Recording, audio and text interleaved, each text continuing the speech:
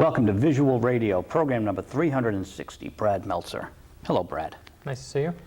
Good to see you. We have so much to talk about today, but let's start with music. Remember Captain Fantastic by Elton John? Sure. And you know, you opened a Billboard, and the first week out it went to #1. Shape of things to come. That's going to happen in a few days, isn't it? It is. We just found that out that it'll debut at #1 on the bestseller list, which means my mom bought a bucket load of copies. The thing, book? you even think I'm joking. She buys a lot of copies. Why would your mom buy copies when it's at #1 and it doesn't need her Because she's momentum? my mother. You know, my mother goes into the bookstore now. She lives by one of the bookstores, and she goes and she says, "Where's Brad Meltzer's The Book of Fate? He's my favorite author." And they're like, "Mrs. Meltzer, we know it's you. We know he's your son. Please leave us alone." But, you know, she's a proud mom. That's You great. want your mom to do that. You know, she goes and she says, "What do you mean Dan Brown's in the front window?" "Not anymore. Now Meltzer's in the front window." And, you know, she rearranges all the books everywhere, make sure I get good placement. Well, that's interesting. I think Dan Brown missed this show, so good for her. Boy, you've got lots of books out. What was it like when you got your very first book published? Well, I actually started writing here in Boston, and it was an amazing experience for me. I came out of college with some debt to pay off, and a guy named Eli Siegel, who passed away earlier this year, was my first mentor. He lived in Boston, and he said, he said, "Come to Boston, I'm gonna teach you everything, I'll be your mentor." And I moved my stuff to Boston. I was all excited for my first job in Boston, and I got here, and the week I got here, he left the job. And so I thought I'd wreck my life. I thought, oh my gosh, what do I do now? And I said, I'm gonna write a novel. And I started writing in Boston in our little tiny apartment. And that first novel, I'm gonna back up 1 second, rather than being the published one, it never got published. The first novel I wrote never did get published. It still, to this day, sits on my shelf published by Kinko's. And I'm proud of the book, but it was after that book that I started what became The 10th Justice. And when I got that phone call that was going to be published, needless to say, I never expected that, because my first one never did. It never made it. Now, when your friend left Boston, was he instrumental in you getting published? Well, what happened was he actually brought me on to do business and to do marketing. So the instrumental part was he introduced me to my agent, who was here in Boston. Okay. And they basically said to me, "I'd love to represent you." And I said, "Oh, that's great. What do I do now?" And they said, "Well, if you want to do the nice thing, you should call up all the other New York agents who are looking at your book and say to them, 'Listen, don't waste your time reading the book, because I'm going to go with this agent in Boston.'" So of course I want to do the nice thing. So I call up all the New York agents and I say, "Listen, please don't read my book. I don't want to waste your time with it." And this New York agent says to me, she says, "Brad, you want to know how books get sold?" And I say, "Yeah." She says, "Here's how they get sold. First of all, they don't get sold in Boston, they get sold in New York. And you want to know how they get sold? Here's how they get sold. I'm sitting at a cocktail party and I'm having a good time, and I see this editor and he's really good looking, so I take him home with me and we sleep together. And then he turns to me the next morning and he says, 'So, what do you got?' And that's how books get sold." And I'm on the other line, I'm like, "Can you send my manuscript back, please?" But that was literally how I found my agent in Boston, thanks to the sexually charged maniac who called me up one day. I'm confused. So I thought you had the Boston agent. Well, no, I did, and then we moved past the sexually charged agent. Okay. And then stayed with our Boston agent. Okay, so you realized that was more legit. Yeah, more legit than the crazy person. The demo that got the deal is better than the feel that got the deal. Yeah, sometimes it is. I'm just sorry. Did I miss that one? No, I just couldn't resist. Yeah, it's right there. You had to take it. The Book of Fate. You know what I'd love? Okay, wish list from the author. A nonfiction book on your research for this book. Sure. I mean, that's fascinating as the book you wrote itself. Yeah, no, the Book of Fate started in the most strange way for me. It started with the most surreal fan letter I'd ever gotten in my life, and that letter came from former President Bush, who wrote me a letter saying, "I like your books, I like your book, The Millionaires, could you sign it for me? And I don't care what your politics are, you're the former president, I'll send you a free book." So I sent him a free copy, and I also eventually sent a note that said, "Can I come see what your life is like? Can I see what it's like to be the most powerful man in the world one day, and the next day just be a guy who stops at red lights like the rest of us?" I just was fascinated by that. He was kind enough to say yes. I spent nearly a week in Houston with the Bushes, and then sent a similar letter up to Clinton's office in Harlem, and was able to go up to his office up there. And all the details that I found there, that's what, as you said, goes into the book. In the Book of Fate, it's all right built into that. And so those details are real. That's fascinating. So you have this perspective on presidents, ex-presidents. Yeah, no, what I wanted to do is, we all have seen The West Wing. People like The West Wing, but we never stop and think, what's it like afterwards? What happens at the end? For instance, I found out that one of the first things that a president has to do when he leaves the White House is he has to plan his own funeral. And presidents' funerals are national affairs. They have to be thrown together usually without any notice. And so the first thing we say to these guys when they leave office is, have a nice life, now go plan your death. And I just was fascinated by that. So you'll see details like that. Even though the Book of Fate is a thriller, you see the real details. In fact, one of the days I was there, former President Bush was telling me about his last moments on Air Force One, his final flight home. And he's written about it before, but to hear him talk about it, he said, it's amazing. He said, you pick up the phone for the very last time, you say goodbye to the White House operator whose voice you're never going to hear again. He said, then the plane touches down in your hometown and you step off Air Force One, and there's a small group of reporters there, just a small group now, not a big gathering, and a local reporter looks up at you and says, sir, how's it feel to be back?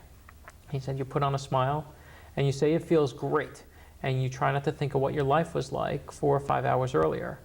And I just thought that was heartbreaking to me. I mean, we think of these men, they're so powerful, and then they're just like us. And so the Book of Fate really does look at that world of former presidents and shows you how it really is. Well, I love quoting the Oracle from the Matrix. Yeah. Well, not like me, not like us. Those guys age dramatically. Yeah, it's pretty amazing. In fact, if you've ever seen, even for Clinton, from year 1 to year 8, it's staggering, and from year 8 until now, it's staggering. And someone said to me, presidents age in dog years, and it is an incredibly true statement. They live lifetimes in office. And I had a friend of mine who was on a reality show once, and when he came off the reality show, they gave him a free year of psychoanalysis therapy just to adjust to life after reality show.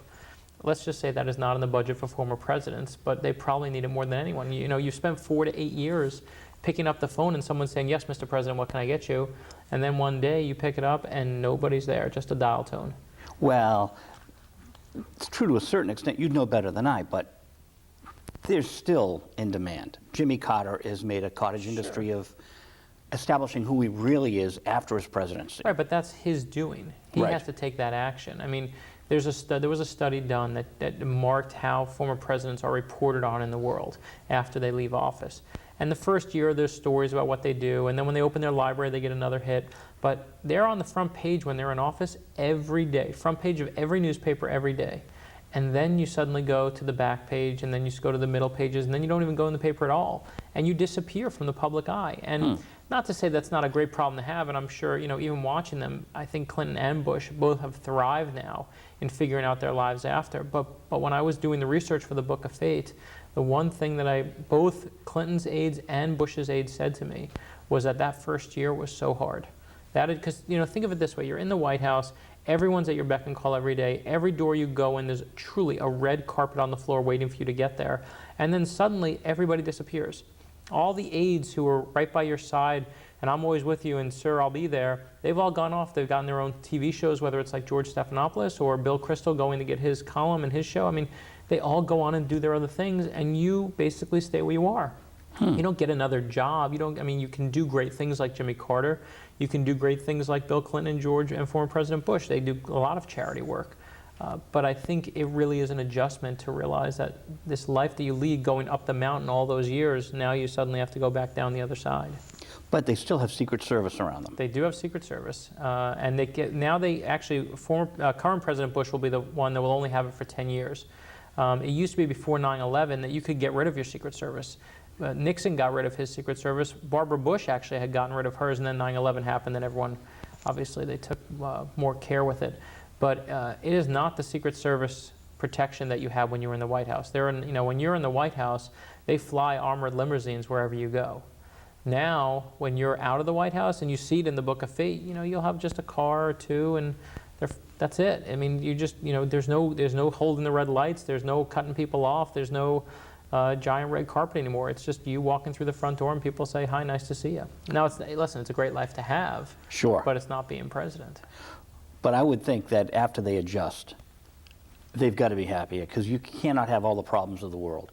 AIDS and war and famine and Sure. No, pestilence. you're absolutely right. When you adjust, I think they will both say this is the better life. Because you know what? Here's the thing. You don't have to worry about everyone quoting every word you say. You don't live and die by the press every day. I mean, that's obviously a great life.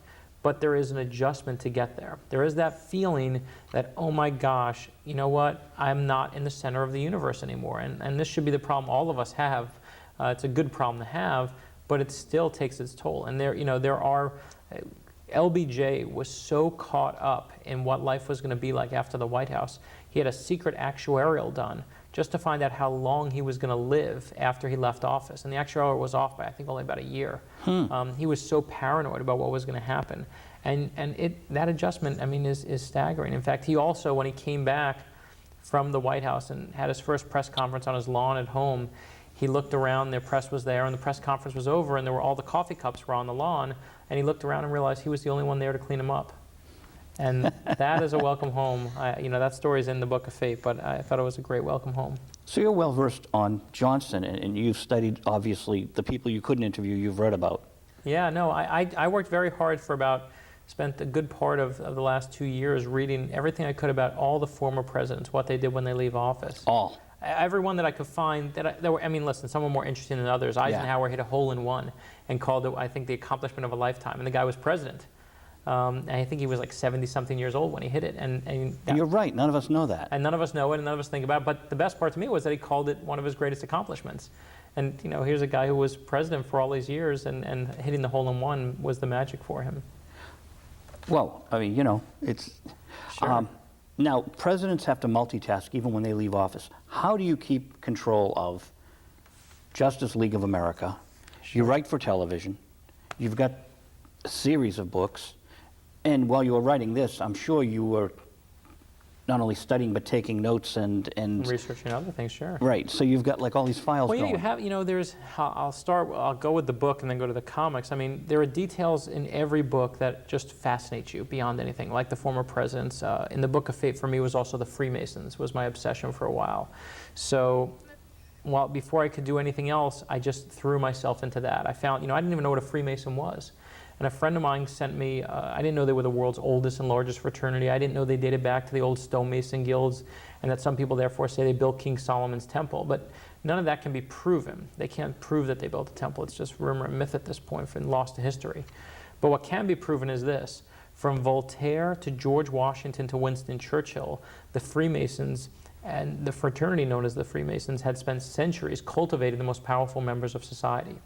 In the U.S., they built that power to new heights. They had everyone from LBJ to Gerald Ford. They had Bob Dole to Jesse Jackson. They had Mark Twain to John Wayne. They had Harry Houdini, all Masons. They had 8 signers of the Declaration of Independence were Masons, 9 signers of the U.S. Constitution. 15 U.S. presidents were all part of the same secret fraternity. And I just thought, that's where I want to start this thriller. I want to find out about that. So while I'm doing all these other things, I'll be finding out details, and I just become slowly obsessed. One of my favorite details is that there are actually hidden symbols built into the city streets of Washington, D.C. Whoa. George Washington, it blew my mind. George Washington was a Freemason, and he was also one of 3 people, along with Jefferson and Pierre L'Enfant, who designed the city grid of Washington, D.C. As a result, and you'll see the map on there. Yeah, there's the map. And as a result, the Freemasons were able to mark the city with their brand. And we have some video of it that we'll show is... their brand, long before branding, they were branding. Before branding, they had it, and they started with the pentagram. And the pentagram is a 5-pointed star, the most widely used religious symbol in history. And what they did is, Washington looks like Boston, looks like many other cities. It looks like perpendicular streets, and then there are some diagonals that cut through it. But the pentagram, not to cut you off, is a satanic symbol. Well, it's actually a pagan symbol, and now most recently is saying a satanic symbol. But what you'll see, and you can see this in the video. Thank you for correcting me. No, sure.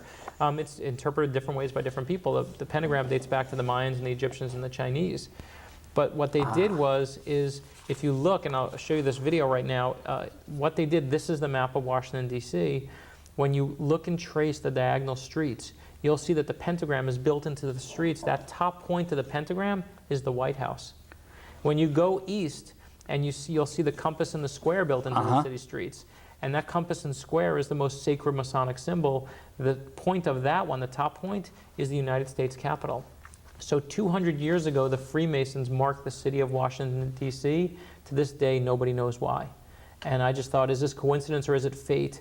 And that's where the Book of Fate began. And that just took up all my time. And then when I was done with that, then I could focus on the comic books. And I felt like, okay, I got my obsession here worked out. Let's go to my new obsession, which is dealing with Superman and Batman.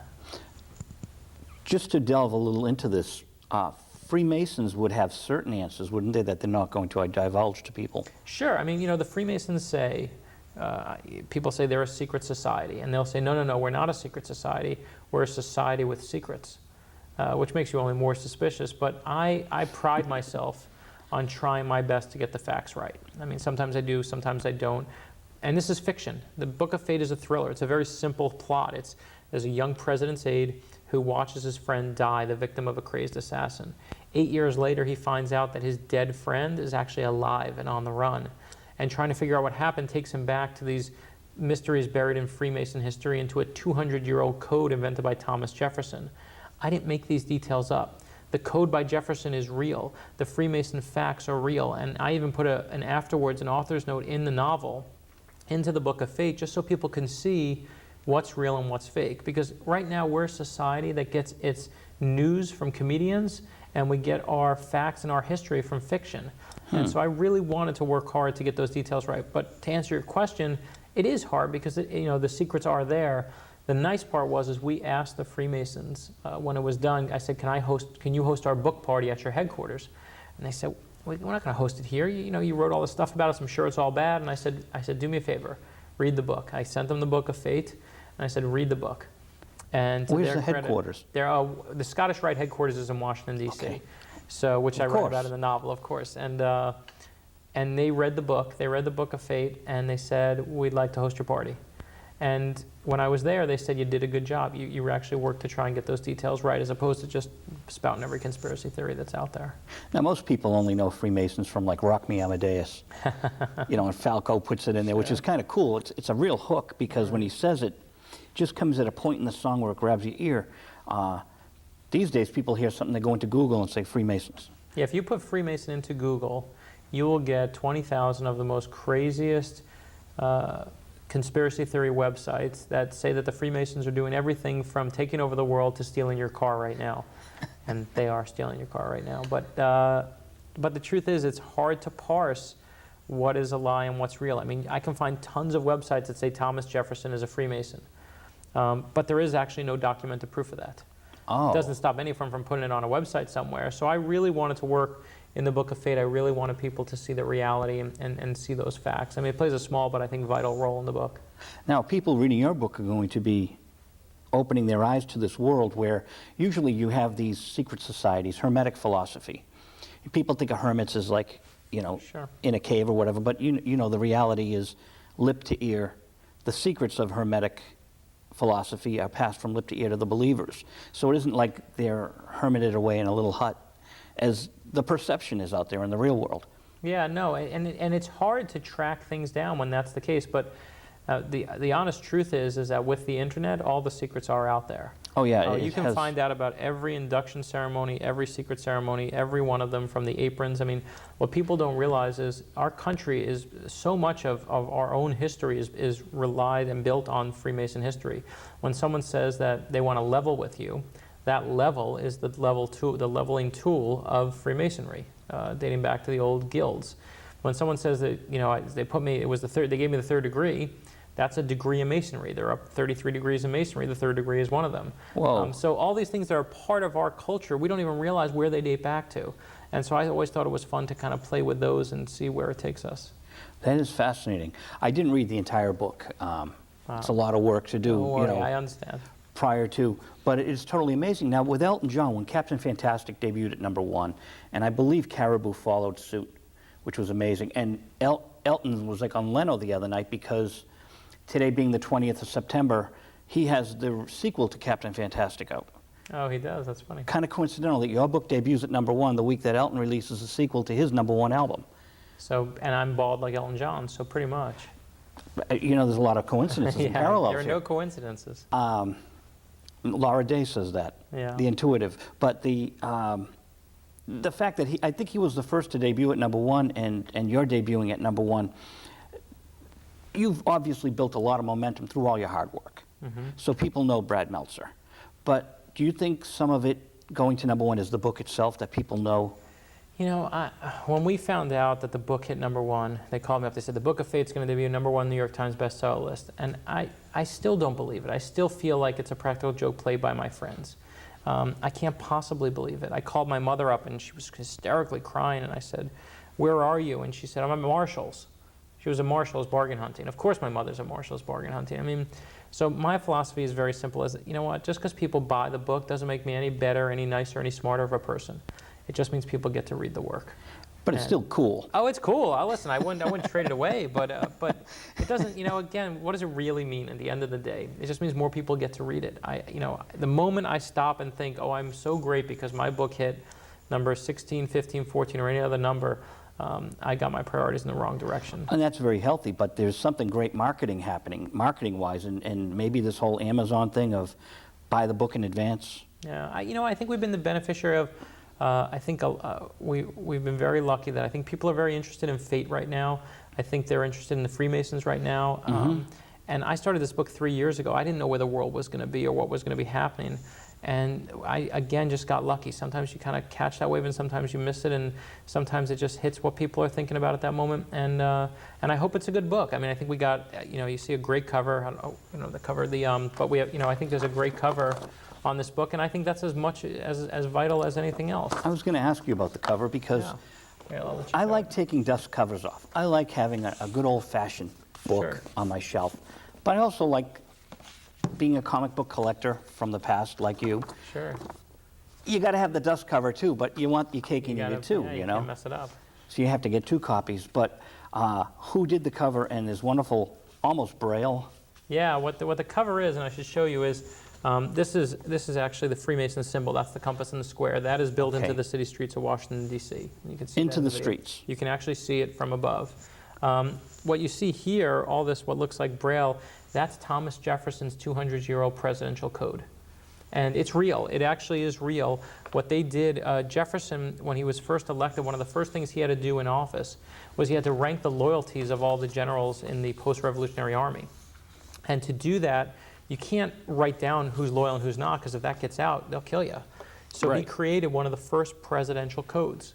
And he did it with his aide at the time, Meriwether Lewis of Lewis and Clark. And that code is real. I used it now because what I was doing when I was researching the Book of Fate, I said to former President Bush, I said, how do you, when I was talking to him, how do you say something bad about somebody in the White House? It's a place where everyone's photographing you and recording you and videotaping you. How do you say a bad word about somebody? And he said, that's a hard one.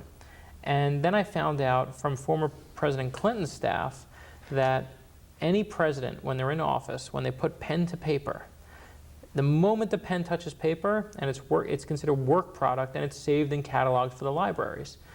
The only thing that former President Clinton's office was able to throw away every day, the only sheet of paper that went straight to the trash as opposed to being cataloged, was his crossword puzzle. That's the one thing they saved because they said, you know, we don't need that. He did a crossword puzzle every day. Every day that was the trash. So I thought to myself, when I heard about Jefferson's code and about Clinton's crossword puzzle, I decided this is a great secret way to keep a message from somebody. And you'll see, I won't ruin the ending, but you'll see in the Book of Fate, a crossword puzzle and Jefferson's old code take on a whole new meaning. William Jefferson or Tom? Yeah. So there's little parallels There's little everywhere parallels. here. But the crossword puzzle, when you say they threw it away, they didn't shred them, did they? Or No, they just, you know, there's a great story about Clinton doing a crossword puzzle. Games Magazine, which was my first job here in Boston, wanted to time, when Clinton was a candidate, they wanted to time him doing a crossword puzzle. And they said, because he's so fast at it, and he was a candidate at the time, will you come do this crossword puzzle and be timed? And he said, sure. And then when they got to the room to time him, he was like, you know, I don't want to be timed, I don't know if I'm going to be able to do it fast. And, he was kind of hemming and hawing. And the phone rang in the hotel room. He picks up the phone and he starts having a full conversation. And while he's having a conversation, he just picks up the crossword puzzle and starts doing it. So the Games Magazine editor, Will Schwartz, who now does the New York Times crossword puzzle, hits start on his watch. And while Clinton is on the phone having a full conversation, he does the entire puzzle in a couple minutes. And then hit stop and it put down the phone and the puzzle was done. And it shows you kind of where that brain's working all the time. that is genius. It's genius. It's staggering. With doing a book is tough. You get pressures, you get deadlines, and you probably have editors you have to correspond with. Sure. How do you Comic book. take the time to write Justice League of America? Yeah, which, you know, I think every 13-year-old boy has two dreams. One is to date a Playboy model, and the other is to write a comic book. And luckily, I got the one that actually is worthwhile. And it was absolutely staggering to me. I had they asked me to do a comic book for them. And, you know, the American culture hasn't given many great art forms to the world. We gave the world jazz, which is obviously pretty spectacular. But we also gave them the American comic book and Superman. And that is something that I'm very proud of. And one of the most rewarding things I get to do when I'm done with the novels is I get to sit at my computer and write the words SUPERMAN : and put words in Superman's mouth. And when I am long dead, when we are both long dead, I don't know if anyone's going to be reading my novels and my thrillers, but I will guarantee you that there will be people reading Superman. well, they might be reading your thrillers because in the back of the first issue of Justice League, is it the entire first chapter? The entire first chapter is, yeah. What we did was the first issue of Justice League just came out, and we put chapter 1 of the Book of Fate in the end of the issue. So when you got done with the comic book, you got to read the novel for free. So you've done the crossover, which I don't think anyone's ever done in Yeah, history. no one's ever done it. It was a very, very, they called it an experiment. I said it's not an experiment. I said a reader is a reader, and people want good story. And maybe one has pictures and it's a comic book, and maybe one doesn't. But good story to me is good story, and that's what I pride myself on. It was a thrill of a lifetime to get to do. And a comic book is a very different thing to do than a novel. You know, just on a whole other level, if I purchased a comic book and there was a chapter of a book and it doesn't need to be the writer of the comic book, what a brilliant idea. Sure, of course, because you're sitting there right there and you want to read and you just read a story, so why not have another one free? But it's very interesting that even though we put them together in one thing, how you do a comic book is so different than how you do a novel. When you do a novel, when I write the Book of Fate, I can say, permutations are endless for how I want to describe something. Let's say I want to say someone's nervous. So I can say he's tapping his hand, he's scratching his head, he's shaking his head, he's scratching his ear. I have all these different things that I can make up, but I have to tell you in some way. I have to put those words together in some permutation that says this is what he's doing. When you do a comic book, instead of, you're not painting with just the palette of words anymore. You get the palette of words and a palette of pictures. And so in a comic book, you rely on your artist. So I can do a scene that'll say, page 1 of the Justice League, panel 1. I want to see a headshot of Superman. Panel 2, I want to be close up on just the spit curl, just the forehead of Superman and his little curl. Panel 3, I want to see a bead of sweat coming down his brow. Panel 4, I want to be so close on that bead of sweat that I can see in the reflection of that bead of sweat who Superman's talking to. Now I can have Superman singing Yankee Doodle Dandy, but the reader will know just by looking at those pictures and that bead of sweat that he is nervous and he's terrified about something. And so as a novelist, what you have to learn to do in a comic book is you have to learn to shut up and let the artist draw their picture. Ah. But you do actually write down all the details on what they have to draw. It's pretty fascinating. Stan Lee was in the Globe, I think it was yesterday, an interview with Stan Lee in the Names and Faces. Mm-hmm. And they don't often do that. They're usually just little blurbs, as you probably know, from having lived in Boston. But this was an interview with Stan Lee, and they asked him, what's the value of comic book X? And he says, I don't get into values. Sure. Thousands. My question to you is, this whole 0, number 1 thing, Yeah. what's that all about, and is there value to 0? Yeah, the comic books now used to be, everyone knows Action Comics #1 was the debut of Superman. And then you pick up Superman #1, it was the first Superman #1, that's the one everyone wants. What the callous comic book companies realized is that they don't even have to start at #1, they can start at 0. There's actually something before 1. And so now you'll see a lot of comic books begin with an issue 0. 1 is actually still the more valuable one. 1 is still always the better one. Yeah, because people just want that #1. You know, So that's why it's twice as much money. Well, it's also double the size. Ah, That's okay. why, yeah. You get double, it's 38 pages as opposed to 22. So All right. you are getting more. But the 0 issue is usually considered a primer. Just, for someone who doesn't really know much about it, it's backdrop. It's never really a full story. It's kind of just primer for what's to come. And it was a fun issue for me to do because it allowed me to work with 18 different artists. Or I think it was something like 14 different artists and all of my heroes growing up. Which one? In 0. Oh, in 0, In 0, okay. yeah. So 0 has, artists when I was 7 years old, 8 years old that I was reading, I got to work with in this issue. And imagine that working with, imagine going in and saying, I want to I want to hit a ball to, your favorite baseball player or catch a ball from, your favorite football player, I got to work with my favorite artists in history throughout the comic book world. My favorite being Jack Kirby, but he's no longer with us, is he? Yeah, no, you can't get that one these days. You can get people to do Jack Kirby, but Can you? Yeah, I mean, who can do a style? He certainly can do a style.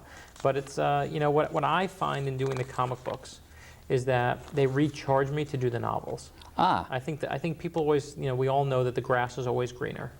And the thing is whenever you have the grass being greener and you go to the other side, you actually realize, you know what, it's not greener over here. The original grass is greener. And then you go over there and you say, no, that grass is greener. And to me, that's what the novels and the comics do. I start doing the novel, and then I go do a comic book, and then it recharges me. I say, you know what, I love doing those novels. And then when I went and did television, when we did Jack and Bobby, the TV show, it reminded me how great it was to do novels. And so each one recharges me to come back and to do something like the Book of Fate. And it adds balance to your life because you have to discipline yourself to write in those forms. I don't want to sure. say, forms, thank you, that's a good word, because TV is totally different from any of this. Oh, TV is, a novel, I'm the writer, I'm the producer, I'm the director, I'm the best boy, I'm the grip. And I have an editor who will keep me in line and hopefully make sure I don't mess it up too bad, but they pretty much let me do what I want to do. When I do a comic book, now it's a 50-50 collaboration. I write the story, but the artist is the other collaborator, and the artist can make a really bad scene terrific or take a terrific scene and ruin it. Then there's television. And television is the entire opposite end of that spectrum. Doing a television show is like pushing water. You literally, I would write an episode, we did Jack and Bobby, this TV show on the WB, and I would write with a buddy of mine the episode, and then the producer would make changes, and the studio would ask for changes, the network would ask for changes. The actors would come up to you and say, hey Brad, my character looks like a little bit of a jerk, can you make him a little nicer? And they got changes there. The director will ask for some more changes. The editing room guy will take a slow scene and make it really run fast so it loses all of its momentum or its pacing. And then you'll have the music guy will take funny music and put it on a serious scene and totally change that. By the time we were done, my buddy and I, our names were on the episode saying written by with our names there. And I had my whole family over and we all were excited to watch the episode that I had my hand in writing and my name's on the screen saying written by. It says Stephen A. Cohen and Brad Meltzer, it's right there. And I remember watching it going, wow, I wonder what's going to happen next, because you're just so not in control of that end product. And that's why it's amazing that we get great television, and so I think it's why we get so much bad television. Now, see, young man, I'm going to teach you something about writing TV right now. Yeah. I write a lot faster than you. It's not pushing water for me. Right. I get guests like Ray Manzarek and Brad Meltzer, and it just writes itself. Yeah, well, that's easy because we're just writing ourselves. We talk to you, but writing it is easy. I'm being funny, of course. I know, of course. But trust me, I can write it fast too. The problem is they change it a little bit. They come in, but trust me, I would much rather write with you than write with them. Well, the fun thing is having a guy like you on our, when you have Ray Manzarek on, he runs to the piano at our old studio, not here, another city, and he's playing Light My Fire as the show opens. You get a chill because Sure, of course. you like the Doors. And for me, I basically come here and show you comic books, and it's just as much a charge. Would you get nervous hearing Light My Fire? You can talk to guests, but just hearing your favorite song behind you, that kind of unnerves you. Sure. Well, you know what it does? It brings you back to where you came from. It reminds you of whatever moment you're in right now, it brings you back to wherever you are when you heard it and when you loved it the most. I mean, I was obsessed. I was telling you before the show, I went through a period where I was obsessed with the Doors. And I just couldn't get enough. I was the album, the greatest hits I just listened to over and over, Best of the Doors. And I will never, whenever I hear those songs, I'm suddenly magically 13 again. Now, see, there's a word that you've used and I've used today. I was obsessed with Marvel Comics. You were obsessed with the Doors. What is this obsession with certain things? Beatles, Doors, Superman, Batman, Wonder Woman. Freemasons. Freemasons. Yeah, people get on this focus and they can't get off the track.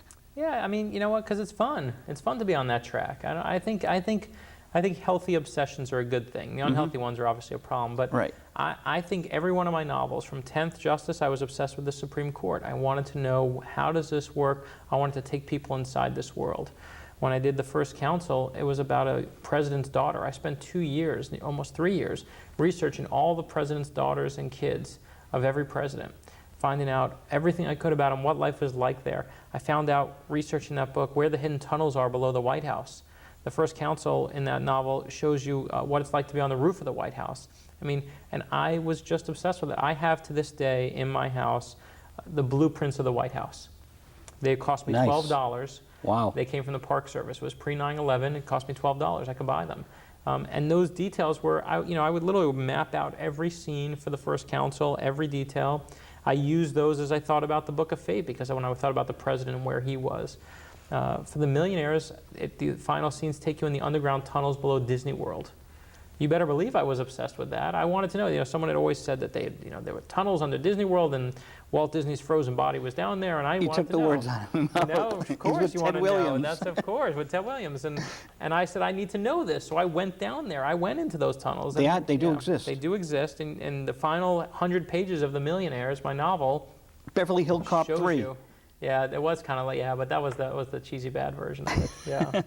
But what you see down there, that's really how it is.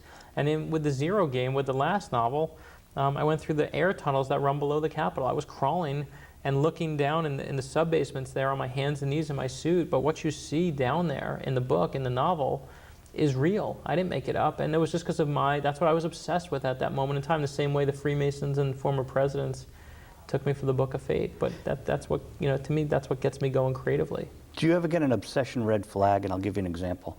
I'm on eBay, and one of the fellows you're going to write an autograph for avoids eBay because he's such a collector. Sure. I'm on eBay, and it's like, well, do I really need this best of Traffic? Because I worked with the man who produced Traffic, and he's gone now. And I've got this on another record. Right. And then you think, and it's like, is this obsession? No, I need it for the collection because I'm a historian, and you buy it. Right. But when you get to the point where you're justifying it, it's a red flag. Yeah, see, my thing about eBay is that I actually don't like when the hunt is easy like that. I used to love these old, people always liked to buy the toys they had when they were little, and there were these old Mego dolls, and they were the superhero dolls, and I loved them. And I used to love going to, a flea market or a garage sale and find one of them somewhere. Oh, that old Spider-Man title, Yeah. The Thrill of the Hunt. Right, exactly, The Thrill of the Hunt. That's exactly Craven right. the Hunter. Craven's Last Hunt, right. And so Craven's Last Hunt, the perfect example is he loves the hunt. I love the hunt. I love when I can't find what the detail is about Freemasonry. If I can't find if Thomas Jefferson was a Freemason or not, I want to find that out. Now when I couldn't find those dolls, when I saw them on eBay, I can go on eBay right now and buy a whole set, complete, take me 2 seconds. There's no fun in that. I stopped buying the dolls. Now that's fascinating because I don't know if you know what I do, but I'm a rock critic. I write for allmusic.com. So I go into eBay and I need it right now and I need it cheap and I want it now if I want to complete the collection. Oh, I got to have that because I just need it on the shelf next to the others for reference purposes. Right. But I like having it too. Sure, well, that's the real answer. You don't need it. You like having it. No, I do need it.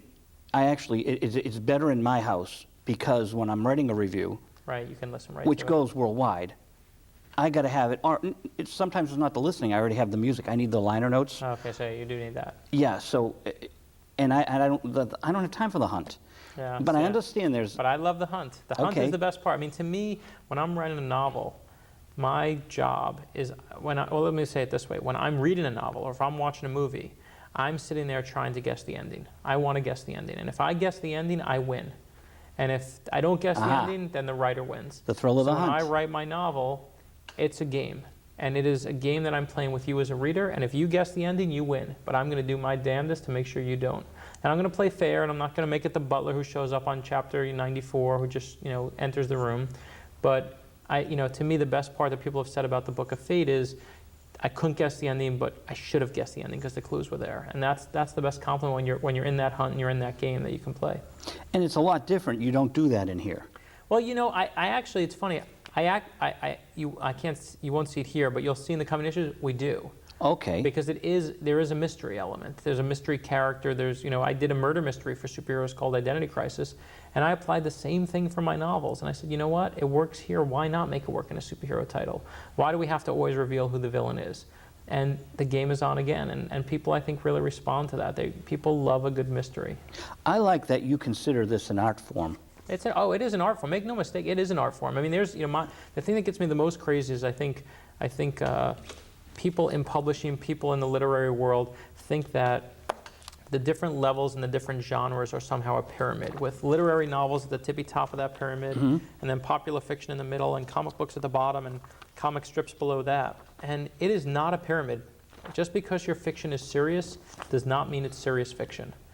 And I think it's just a straight line. The pyramid is dead, and it's just a matter of taste. Some people like literary, some people like pop, some people like thriller, some people like mystery, some people like comic books. But I can show you comic books that are far better than any literary novel, and I would call a literary novel, a plotless novel, better than any plotless novel you'd see. So do we have to go out and get the original art now to find your secret messages in here? No, not at all. Have you put secret messages in your comic books? I put secret messages in my novels. I do Okay. that. What I do is, I do put references to old comic books in the novels. Okay. They're hidden in there, and you have to find them, and people find them. They go on my website, they go to bradmeltzer.com, and you can always see people finding new ones because I hide them in there. The other thing I hide in all the novels is I hide one character named Joel Westman. And Joel Westman, how there are people who connect all of us in our lives. Joel is the one that connects us all. And he's in the 10th Justice, he's a clerk on the court, and he appears on one page. And in Dead Even, he's the next door neighbor of the main character, appears on one page. Those are the only two I'll give you. You have to find the rest, but he's on every single book. He's on one page in every book. And when I'm all done, I'll write his story. Then we won't ask you about your secrets, but I'm going to ask you just a hypothetical question about intuition. I brought up Laura Day's name. Laura Day says when you put a table together or anything, this is a message. Just the way that the comics are arranged, just by fate, it's the universe sending you a message the way that, maybe because the earth is spinning so quickly and the way these were placed. I'm not asking how to read your messages, but what's your take on these messages we get? I don't know if I believe everything's a message, but I believe a lot of things are messages. People always say, well, how'd you get a book on the bestseller list? Or how'd you get your first novel sold and on the bestseller list? And it defies logic. Logic does not explain why I get to sit here and talk to you. Well, there's an answer for me. And it just doesn't. When I started writing, way before I started, I grew up in Brooklyn, New York. My dad was 40 years old and he lost his job. He had $1,200 to his name and he was 40 years old and he decided to start his life over from scratch. And he said, this is what I'm going to do, and it's the do-over of life. And he moved our family to Florida. We got in the car. He had $1,200 to his name. He had my mother, my sister, and myself. We all got in the car. He had no place to live and no job, and we drove to Florida. And at that point in time, I didn't think I was going to college. I thought I was going to get a job after high school, and that's what I would do, because that's what I thought everyone did. And when I got to Florida, my parents lied about my address so that I could go to the wealthy local public school. And suddenly I was going to the school where everyone was talking about college, and everyone was talking about the SAT. I didn't even know what the SAT was. And because I went to this school, because they happened to lie and use my address to get me to this school, I was now going to college, which took me to law school, which took me to writing novels. I mean, the stumbling steps that I had to kind of fall into each time to get lucky enough to get out can't be described by just saying, well, I guess that was just, you did it all, Brad. I did not do all that. I had so many different things that kind of steered me in each different path, and it could have easily gone the opposite direction. So I certainly believe that there's a message there. Interesting. So, but those aren't the messages you're putting out there. No, my messages are far less complex, but hopefully a little bit fun. So how's the tour going? You're doing the tour right before the book is even really out? Well, the book has been out now for about 10 days. That's all it's been out. And this is the midway point of the tour, and this is the thrilling part. I mean, as I said, coming back here into Boston is the best for me, because here's where I started writing. This is the first place where I sat down ever and I wrote chapter 1, was here. And I don't care where you go, what you do, or how many books, or what number you are on the bestseller list, or if you never make it. There's nothing like that first moment where you write chapter 1. And I absolutely will always owe Boston for that one, always owe Eli Siegel for that one. It is the city changed my life. So the tour, for me, this is where I get to come back and say thank you to all those people who told me you should do it, even though, listen, I got 24 rejections on my first book. Really? There were only 20 publishers at the time. I got 24 rejection letters. That means I had 24 people telling me to give it up, 24 people who said, Brad, you can't do this. And when I look back on the experience, I don't look back and say, well, I was right and they were wrong and ha-ha on them. I look back at that experience and I say, you know what? Life is subjective. The cliche is true. You have to find your dream, you have to chase it. And I believe from that, the only thing I can take away from this is whatever it is you do with your life, whether you're a music critic, whether you're a writer, don't let anyone tell you no. Whether you're watching right now and you're a teacher, a doctor, a lawyer, don't let anyone tell you no. and that is the only way you get what you're chasing for your dream. And that's great advice. When the 24 rejections came, were they to your agent or to you personally? Well, they come to the agent, but they very clearly So you say, had the agent pushing you. So the agent pushes me, my agent in Boston pushes me, and the great part about my agent in Boston is she got 24 rejections. You know, I got those 24 rejection letters. She could have easily taken a tax write-off on the photocopies and said, nice knowing you, kid. And instead she said, I really think your next novel, The 10th Justice, sounds like a great one. Let's see where it goes. And she stuck with me for all of that. Very, very cool. One of our guests, Bobby Hebb, wrote the song Sunny. You can't believe there were about over 40 rejections for that song. Sure, And- someone rejected the Beatles too. You know, and Eric Kolodny went out there and pounded the pavement, and Sunny is like this huge, 600, 700 cover version, Sinatra and all the way down. Right. So it really is a fascinating Life is thing. subjective. That's it. As my agent said to me, it takes one person to say yes. Ah. One person, and your job is to find that one. And you know why they say no, because you know the record industry, it's cheaper to say no. Well, in Hollywood, they say that they call it the no men. It's a city founded on no. And they said if everyone said yes, they'd all be bankrupt.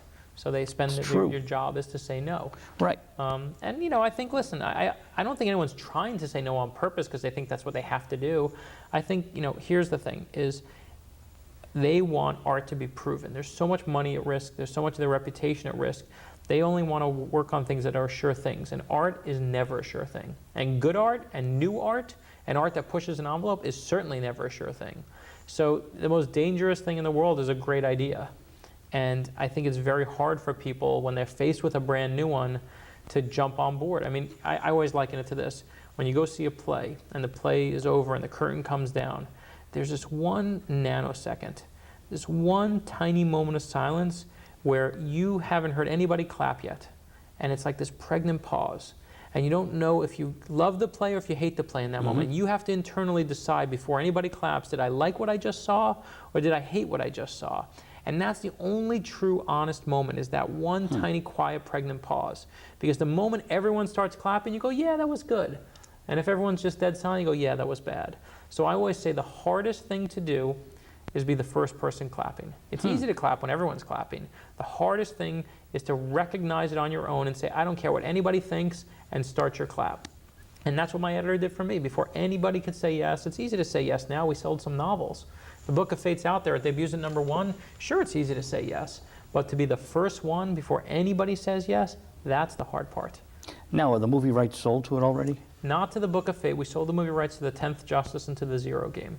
But you know this is going to be a movie. I don't know. You know, listen. I hope. I always say to my mom, don't get ahead of yourself. She's already picking out, of course, what she's wearing to the Oscars next year. Well, I mean, debuts at #1, and it just lends itself to film. Well, From what I've read, I appreciate it. No, thank you. You can, and there's a lot of presidential things right now. There's a Bush movie that's up in Canada. Sure. We won't talk too much about, but these presidential things going beyond Dave, the movie of someone impersonating the president, and Michael Douglas movies as the president. Sure. It's getting into a whole new genre. You know what? It goes back to the West Wing. People love power. We are a country founded on myth. We are a country founded on heroes. We are a country founded on power. And there is nothing like that presidency. We all know it. That's why the West Wing was on for 7 successful years, because people want to know what happens behind the scenes. And what I pride myself in the Book of Fate, I mean, even the details you see, when you read the Book of Fate, you'll see a scene in the very last chapter, you'll see a bronze casting of Abraham Lincoln's fist sitting in the president's office. I didn't make that up. That's in former President Bush's office right now. When you read the book, you'll see that there's a black and white picture on the wall taken from the point of view of the president's chair as he used to sit in in the Oval Office. So you can see from his side of the desk what life was like, what was on his speed dial, what pictures he looked at. Only one person gets that view, and that's the president. It's on the wall in the Book of Fate, but I didn't make it up. It's in former President Clinton's office right now. And I just think it's really, I can scare anybody any way I want, but it's far better to scare someone with what can really happen and what really exists. I think that's what really scares. It doesn't scare me for someone to come in and put a knife in the back of someone's head and do a big bloody gore thing. I don't want to be that writer. What scares me is walking into a dark bathroom and there's a closed shower curtain and I hear a noise on the opposite side of a closed shower curtain. That scares me. Janet Leigh's going to, That's it. the resurrection of Janet Leigh. Because it can happen. Because we all go into that bathroom. We all see that closed shower curtain. We know what can happen to us. That's much more realistic. So I think fiction is a giant lie trying to masquerade as the truth. And to masquerade as the truth, you have to arm yourself with some facts. Very, very interesting. Are you a Hitchcock fan? You know, it's funny. I have one quote that I write in my novels. It's funny you asked that. And it's my favorite Hitchcock quote, and it goes something like this. It says, "It's not the bang that's scary, it's the anticipation of it." And chapter 1 of the Book of Fate is designed entirely with that. The opening line says, 6 minutes from now, one of us would be dead. None of us knew it was coming. And to me, that's the pin against the balloon, and the Book of Fate begins. That's a kind of a nice way to kind of end our little conversation today. I appreciate your time. This has been a lot of fun. No, thank you, sir. I do appreciate it. Justice League of America, you got to go out and get Zero in, number 1. Book of Fate is, we can't do calls for action, but I can tell anyone to pick up a comic book. Yeah, no, sure. I'm not going to do any call for action. I don't have to. It debuts at number 1 this Sunday. Today is Wednesday, the 20th of September, and Brad Meltzer's here, returns to Boston. We're glad you did. Thank you, pal. Thank you. Really appreciate it. Okay. And good luck when the movie comes out. Thanks very much. Visual Radio number 360. We'll be back. We have lots of guests lined up, and I can't remember who they are, so, and that's the truth. But we'll figure it out, and we'll be back.